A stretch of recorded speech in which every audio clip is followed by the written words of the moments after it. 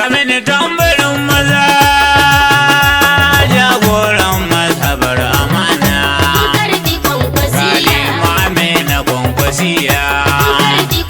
mai ja da bari cikin ku tantance launi na bari kusan amana ce rajin jana nufin a jajirce yau bujare ne ce na kai sako